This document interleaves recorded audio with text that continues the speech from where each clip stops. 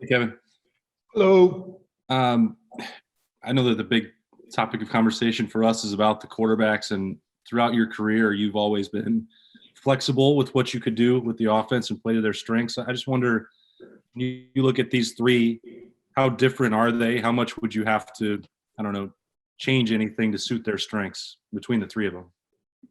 I think we need a lot of time. You go through what we had a really, I thought, strong winter session. Even with that couple-day pause, we had some great workouts and, leadership development and all that. And we're not around to be around them when they're throwing the ball and stuff like that. So, you got one practice. And fortunately, what's unusual with those 15 early graduates, we have so many numbers that sometimes in spring you get a little tight with your numbers and maybe can't do as many reps. We have enough numbers that'll help all these young guys get reps because you can practice a hair longer and get a few more plays at 7-on-7 at team. Because to me, they just need time.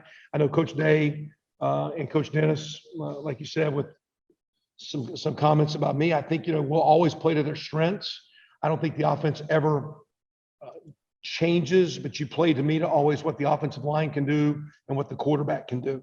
And I think in time, we got plenty of time with spring and then the summer workouts to figure that out. So they look good through winter. We've just had one practice with a few throws. So to say the strengths of a guy or weaknesses, we know a little bit more about CJ and Jack. At the same time, we missed a lot of those guys. They missed last spring. They missed last preseason. So all those, reps and, when we're getting into game week, back then Justin was getting 80% of the reps in practice. So, I think we got a lot of water to go over the dam, a lot of time.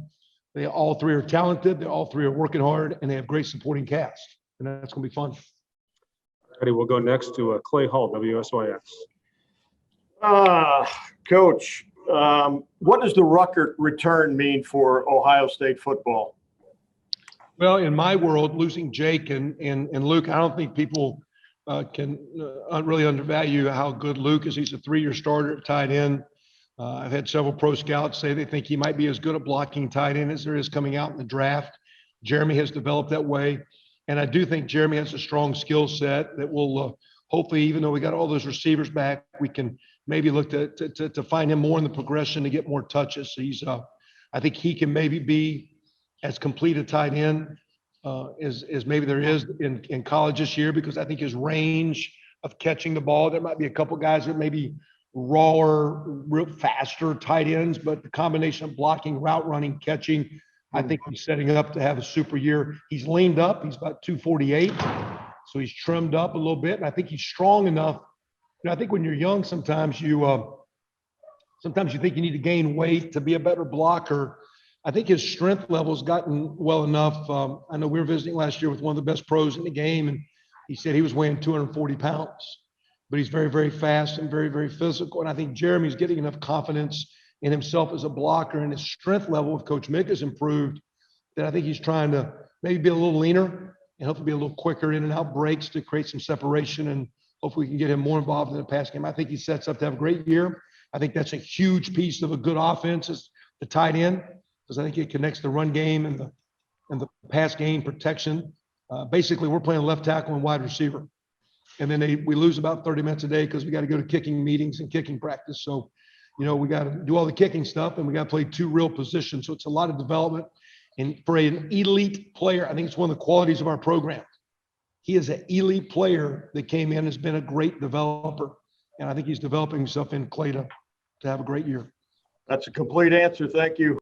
You're welcome. All righty, we'll go next to Nathan Baird, Cleveland.com. Hey, Kevin, another tight end question. How close are you to determining whether you have a second or third tight end that you can play with confidence? And what do you need to see this spring from people other than Jeremy Ruckert? Yeah, that's a huge because one, you need more than just Jeremy because of the flow of the game and tempo of the game. So the second guy's got to play a little bit like a second running back and sometimes even a third. Same with receivers, all those skill guys, let alone the personnel of 12 packaging. So I think Cade Stover, who looks like he's was recognized by our strength coaches as one of the top performers in the off season. I think Cade coming through, there'll be a big spring for Cade. Mitch Rossi's kind of fullbackish, 6'2", about 245, where he can do some things as a tight end, but he's kind of a hybrid fullback. He'll have a role. And then Joe Royer is going to be a guy that needs to come on, because if we can have a second tight end, and even as good as Jackson and J-Mo and all the receivers are out there, the young guys coming in are going to be outstanding with the Mecca and Marvin. And of course, you got Chris and Garrett and Wiggs. We got a bunch of talented wide guys out there that can catch the ball, but it'd be nice to that second tight end can get on the field, like maybe not as much as last year, but it'd be nice to get him out there. So I don't think we have to figure it out by spring, because I think we're going to need the summer to continue that development of physical toughness and strength level. And I think it'll probably be middle of preseason before we know if we truly have a second tight end that we can compete for a Big Ten championship with, because we're going to need that player to be the complete team we need to be. All righty, we'll go next to Dave Biddle, 247. Dave. Hi, Kevin. Can you just kind of break down your expectations for the offensive line this year? I mean, even losing Wyatt and Josh, could this group be just as good, better? Just how do you view the offensive line going into this year? We got to find the best five, between guys like, Paris Johnson, DeJuan Jones, Matt Jones, Harry Miller, Enoch, Ryan Jacoby, got some young freshmen coming in. So, you got your two tackles back with Nick and Thayer. You've got Harry started a great deal. Matt Jones played a lot down the stretch. So, DeJuan's got to start under his belt. So you got some guys that have played in critical games. Paris was playing a lot in the Clemson and in the national championship game. So you've got some guys that play, but we've got to find the best five. And in my opinion, we always need 8. You need a third tackle you can win with, like we're talking tight end. You need a third guard you can win with, and you need that second center. Maybe that guard and center is the same guy. So we need 7 or 8. The key would be in time, though, who's the best 5? I don't know if that shakes out till middle of preseason, tell you the truth. But very talented, very athletic. Maybe the most competitive group on offense right now. The way they practiced in the winter, they were probably the top offensive group. And when the linemen are having a great winter, if all the lifting and running coach Mick puts them through, that shows the maturity. Thayer and Nick are maybe 2 of the best leaders we have on offense. So that group is going to be awesome. And time will tell. I think Dave, the best in time, that best 5. And I've always thought you need 7 or 8 to play like we need to play. Just a real quick follow-up. Matt Jones started 3 games for you guys, which was almost half the season when you play 8 games. And I know Coach Day said he played well. Was that a surprise to you, Kevin, how well Matt Jones played? Matt, like many of our players, very, very talented, number one. Sometimes maybe lacks the maturity or the confidence level early. And when you come in like so many of our guys, and no disrespect to you and the other recruiting guys, these guys get hyped up so much when you're playing tight end or O-line. Sometimes it takes about 2 years to figure it out. All the physicalness and the maturity and the mental maturity and physical maturity you need, and the confidence of the schemes. And for Coach Stud to keep him embraced, or you saw the same with Nick Petit. I thought Nick played maybe last year about as good as anyone, and really didn't play those first 2 years. It happened with Thayer and Wyatt. That, the first 2. So there's a little bit of grooming process with that position, and it takes a little time. And I think it's a credit to Matt to have the wherewithal and the courage and the toughness to keep fighting through the trash and the day-to-day grind to become a winning player. And hopefully he's scratching the surface, and he'll keep doing that, because I think he's talented with upside. But we can throw about 12, 13, 14 linemen like that. We can throw about 40 guys on offense like that are talented and are fighting through that to become the player that they're capable of being. Thank you, Kevin. All righty, we'll go next to Joey Kaufman, Columbus Dispatch.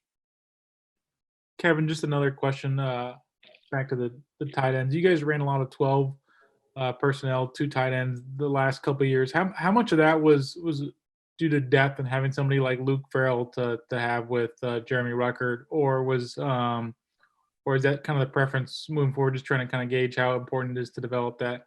Well, I think and Dave just asked the question line, you got to find the best 5, and then you got to find your best 11. So when that tight end goes out there, what's his ability to be productive? What's he bringing to the offense? And if he's not bringing a chance to be a productive blocker, route runner, help us in protection, hey, you stay with a third receiver, or you can even go to a 4th receiver and take them both out. When you don't have a tight end game, it does hurt in protection a little bit once in a while, where you're helping those tackles on the edges and picking up blitzes. It does hurt the run game, but now the quarterback has to read it more, or RPO throw it more. So I do think the better the tight end takes a lot of stress off the quarterback and O-line, but you don't have to play them.